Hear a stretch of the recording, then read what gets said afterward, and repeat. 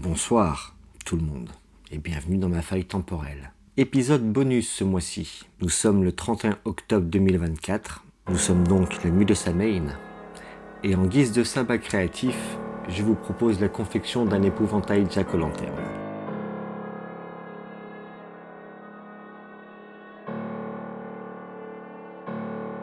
Mais avant de passer à l'établi, il y a un artiste dont j'aimerais vous parler.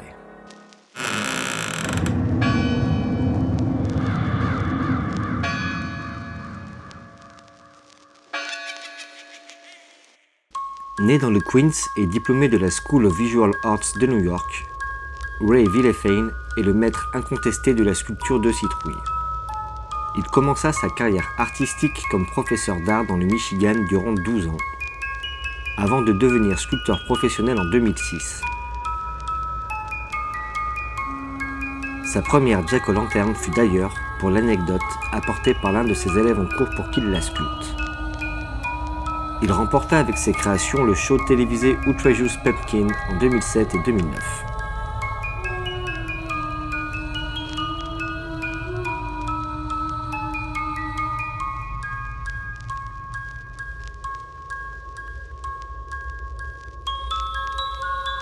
Et sculpta également la plus grosse citrouille du monde en 2010 lors d'une exposition au Jardin botanique de New York pour réaliser une scène d'apocalypse zombie.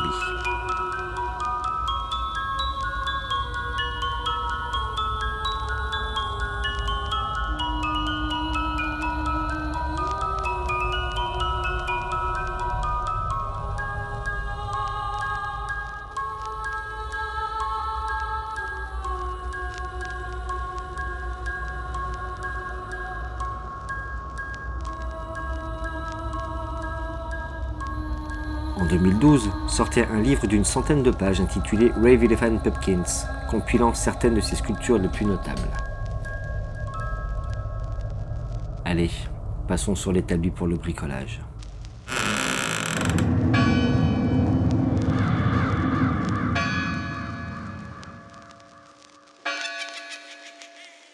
Commençons par façonner la citrouille. J'ai déjà préparé une boule de milliput et une autre en aluminium que j'ai légèrement aplatie. J'étale le milliput pour englober ensuite l'aluminium et je redonne sa forme légèrement aplatie à l'ensemble. Pour une meilleure manipulation, je plante un pic dans la citrouille.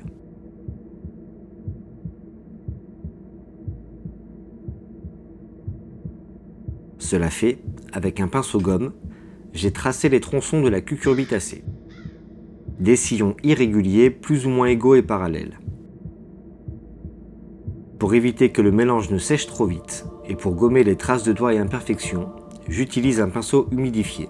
Je me saisis ensuite de cet instrument. C'est un petit outil de texture que j'ai confectionné moi-même, et j'en ai fait un tuto. Je vous laisse suivre le lien qui pop en haut de la vidéo et en description de celle-ci. Il conviendra à merveille pour casser le côté lisse du milliput en lui apportant une surface grumeleuse, très organique, parfaite pour une citrouille d'Halloween.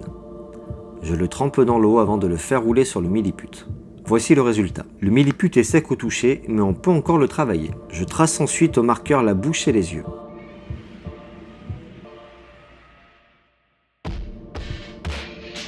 Puis, avec un outil de modélisme, je vais entailler la pâte encore un peu fraîche.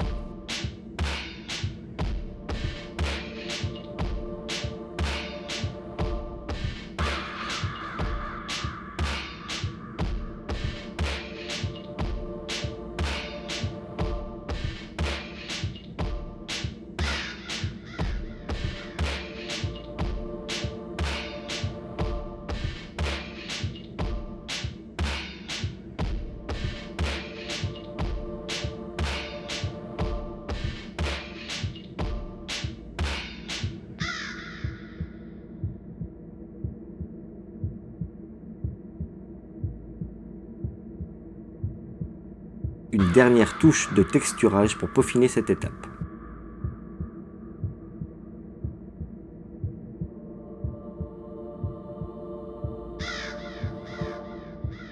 Le travail de sculpture étant terminé, j'ai sélectionné 7 branches pour donner un corps à l'épouvantail.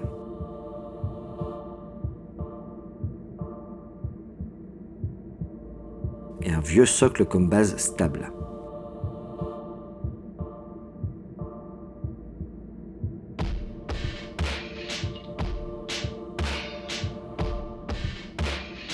en donnant l'illusion que le bois a poussé à travers la cucurbitacée avec ses quelques branchettes avant de coller les bras.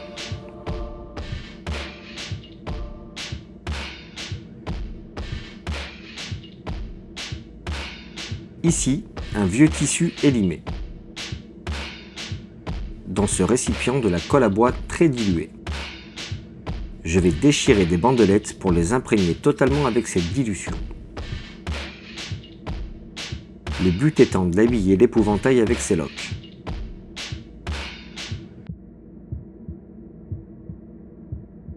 Je me sers d'un pinceau imbibé de mixture pour maintenir le tissu par endroits.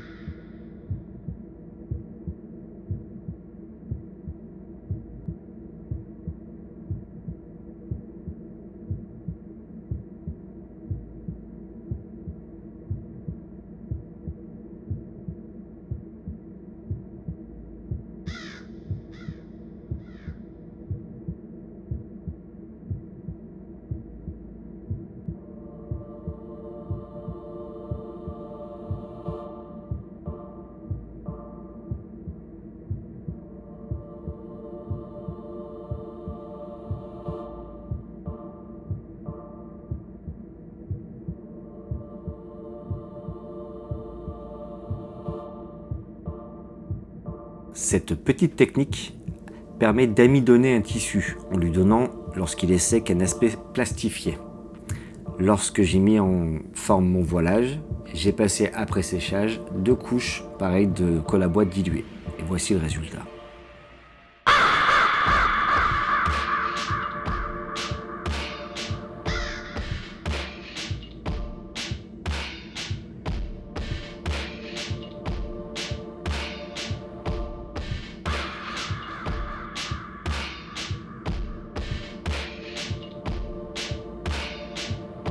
Le tissu est complètement rigidifié.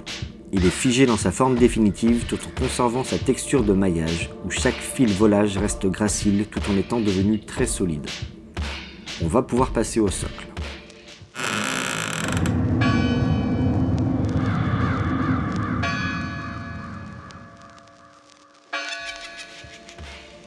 On va commencer par une tombe.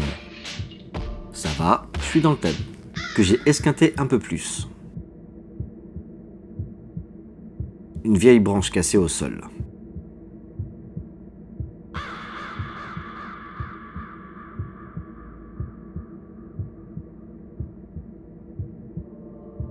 Et cette petite racine souple que j'imagine en lierre défraîchie que je vais faire courir au-dessus de la tombe.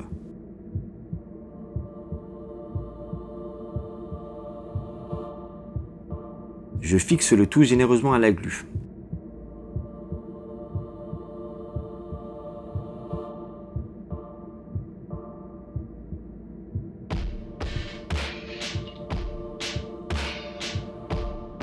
Quelques cailloux. Je recouvre le socle de colle à bois avant de disposer ces derniers pour venir saluer l'ensemble ensuite.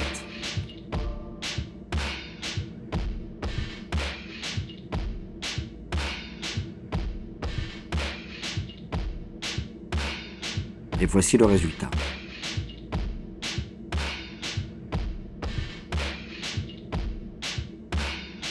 Je vais répéter le processus par-dessus cette base.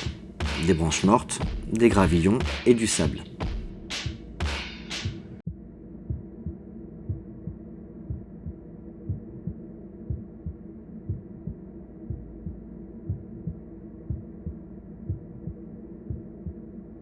La composition du socle est terminée. Je vais rajouter cette chaînette par-dessus les loques de l'épouvantail.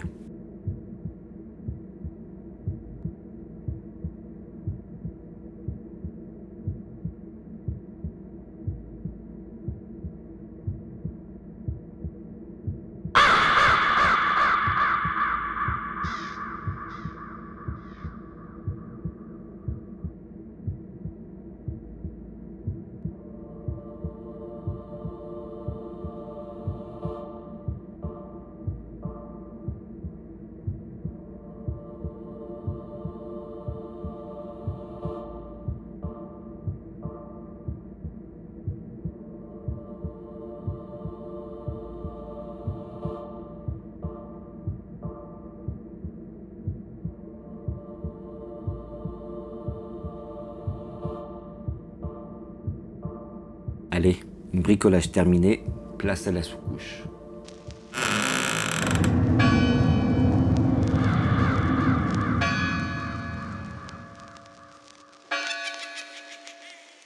Ici, les couleurs et pinceaux que je vais utiliser dans ce tuto. Cité à chaque utilisation, je vous laisse mettre pause si vous voulez noter les références. Voici une bombe, teinte chair avariée de la marque Prince Auguste. Je vais avec cette couleur me focaliser sur le textile, sans me soucier si ça déborde. Ensuite, avec une bombe blanche, j'utilise la technique du pré-ombrage zénithal en me concentrant sur la citrouille et le haut de la figurine. Figurine prête pour la couleur.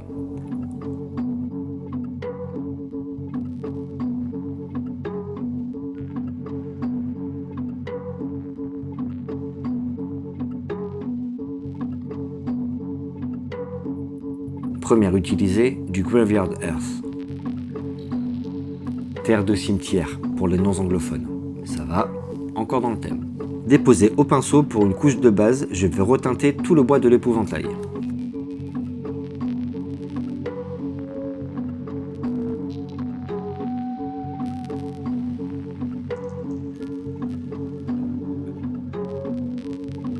Pour donner un peu plus de relief à ce marron, je vais en brosser par-dessus deux autres.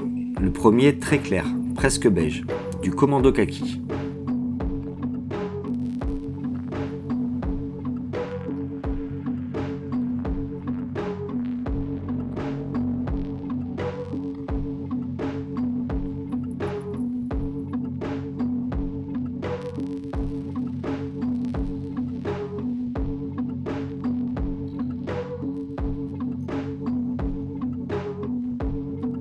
Le second plus chaud, du Snakebeak Lizard.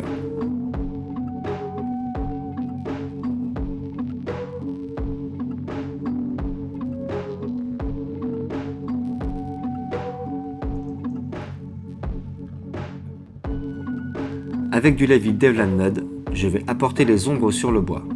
Un généreux passage intégral.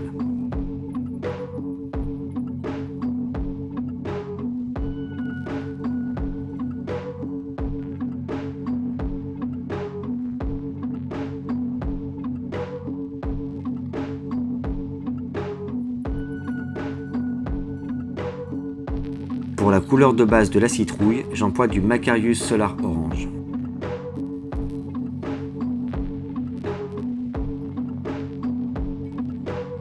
Cette couche de base sèche, je vais l'ombrer uniformément avec du Lavis Seraphim Sepia.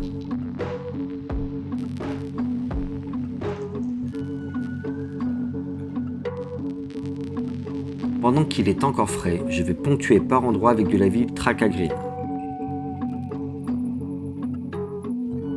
Je trempe de temps en temps dans mon eau de rinçage pour fondre les deux lavis ensemble. Pendant qu'il sèche, on va apporter de la nuance au lock, avec cette couleur que j'aime beaucoup, du jaune allemand de chez Prince Auguste. Déposé sur la palette humide pour le fluidifier un petit peu avec du Lavis Stone de chez Secret Weapon Rashes. Cela aura également comme effet de le foncer légèrement.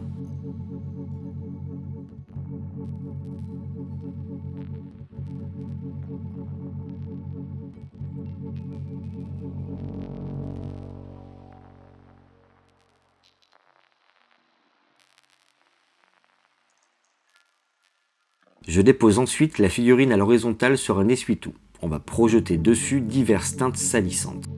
La première sera du contraste Plague Bearer Flesh.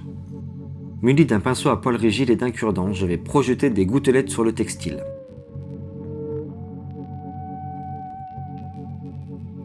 Je répète le processus avec du Wildwood et également dans le dos de l'épouvantail.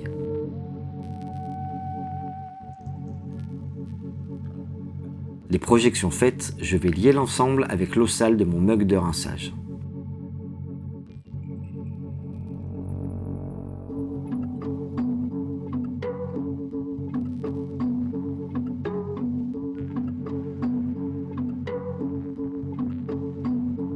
Cette étape terminée, je vais forcer les ombres avec de l'oil.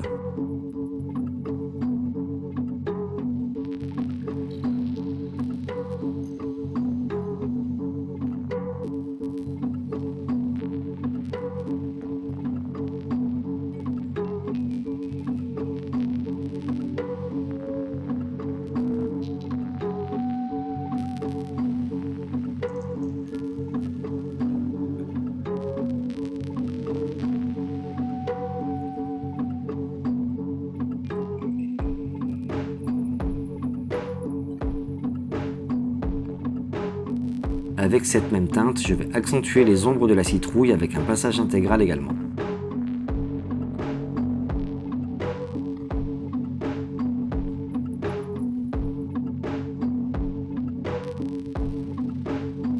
Je vais reverdir par endroits dans le frais avec du lavis vert foncé de chez Prince Auguste.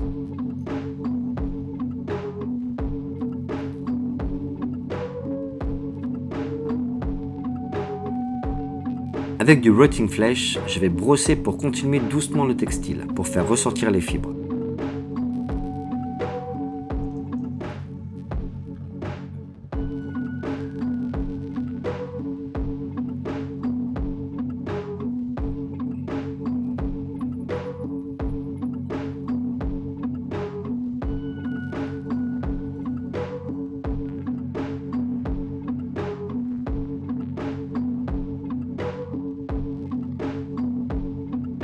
Avec le même pinceau, en utilisant du commando kaki, j'agis de manière identique sur les branches.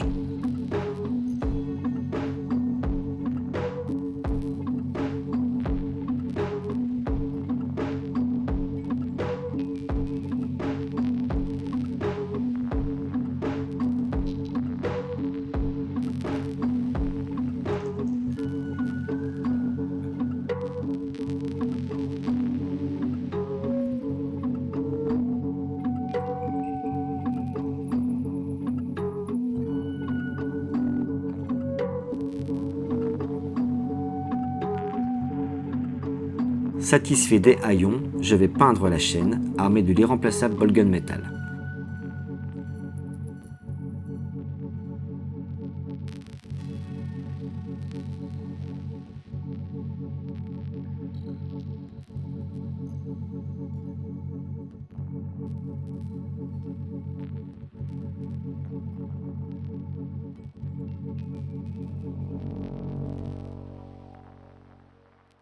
Le métal sec, je vais ombrer les maillons avec de l'oil, en débordant fortement sur le textile pour créer une démarcation.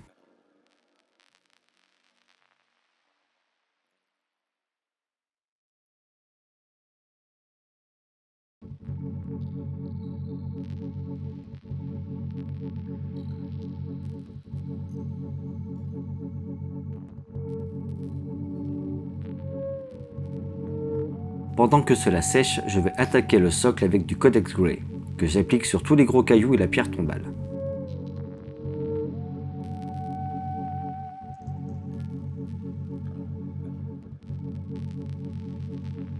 Conservant la cucurbitacée, je reprends sa couleur de base, que je dépose sur la palette humide pour le délayer un petit peu.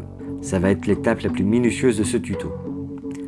Par petits points, en tapotant, je vais rehausser l'orange tout en lui conservant beaucoup de variations, et en mettant en valeur le relief apporté par l'outil de texture à l'étape du bricolage.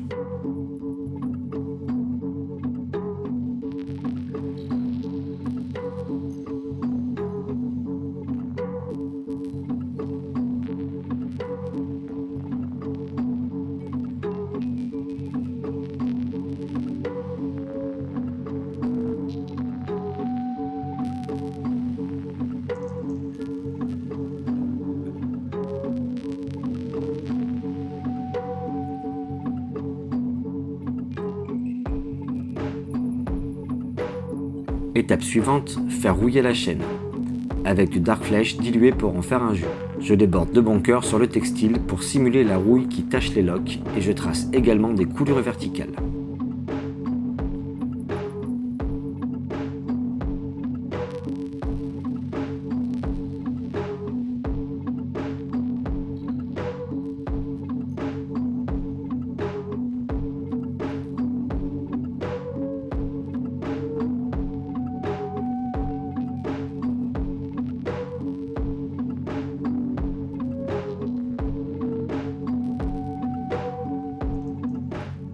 Avec du Golden Yellow, je vais légèrement éclaircir l'orange sur ma palette pour accentuer les contrastes sur la citrouille.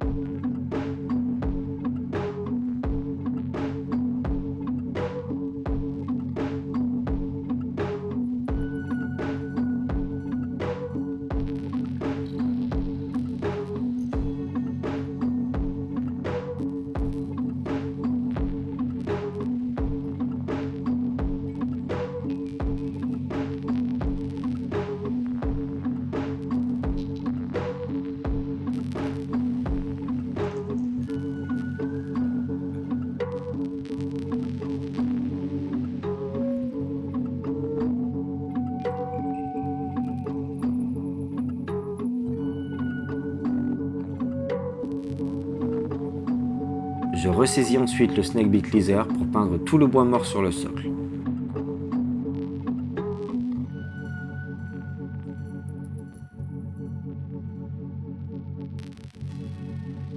Pour contraster le métal rouillé, je puise le ball gun métal sur la palette avec mon pinceau, que j'essuie avant de brosser délicatement la chaîne.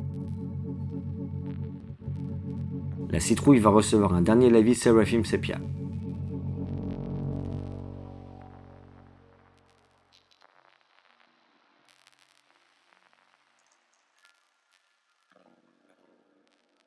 Et j'ai été négligent avec ma palette, à la sécher et moisie en même temps.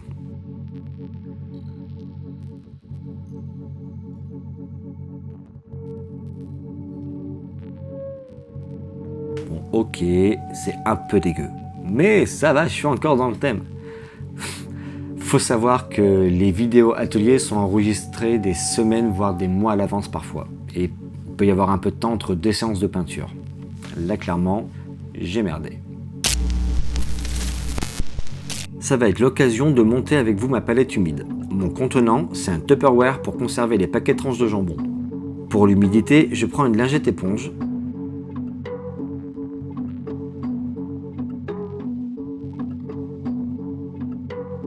Et pour poser la peinture, du papier sulfurisé.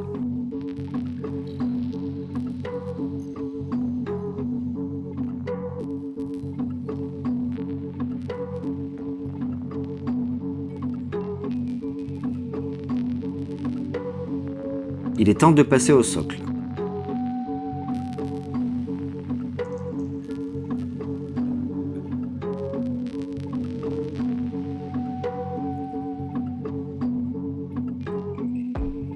Avec du Flat Earth de chez Flame of Zwar, je vais peindre toute la terre, en débordant allègrement sur les autres éléments pour créer de la liaison.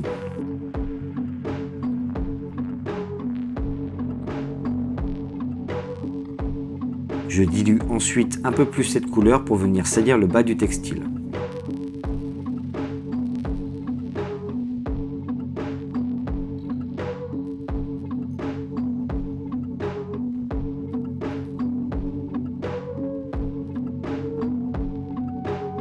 J'utilise ensuite le kaki de la même gamme pour effectuer un brossage à sec sur toute la terre, en brossant aussi doucement les grosses pierres et la pierre tombale. Le brossage fait, je dilue la peinture pour appliquer ce jus par endroits. Pour faire ressortir le crâne de la tombe, je vais le repeindre avec le jaune allemand. Lorsqu'il est sec, je vais passer un lavis vert foncé sur toute la tombe et j'en profite pour teinter un peu plus la tête de cet épouvantail.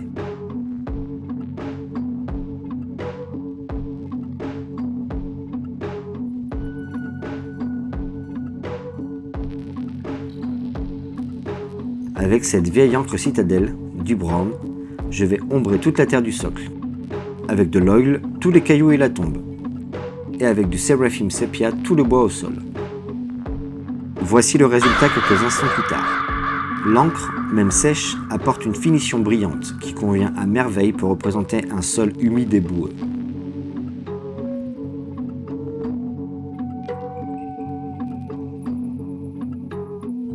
Je vais légèrement rebrosser tout le socle en kaki pour faire ressortir les textures et éclaircir avec du jaune allemand dilué le crâne sculpté. De l'Agrax Earthshade va me servir à foncer un peu plus les branches au sol, pas assez sombre à mon goût. Le Codex Grey apportera un dernier brossage aux éléments minéraux du socle.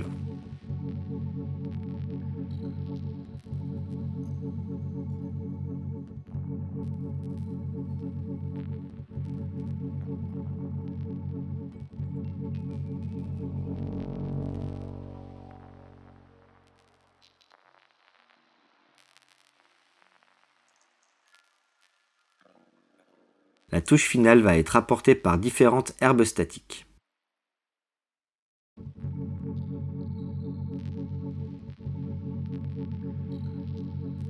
Je dépose des petits points de colle à bois de manière aléatoire, puis je commence par placer les touffes les plus hautes.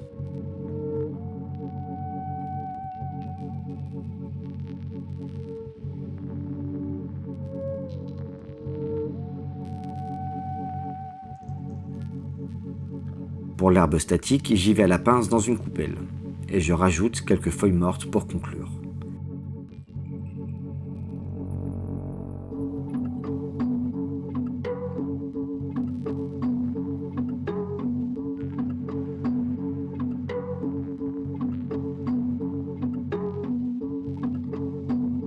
figurine terminée.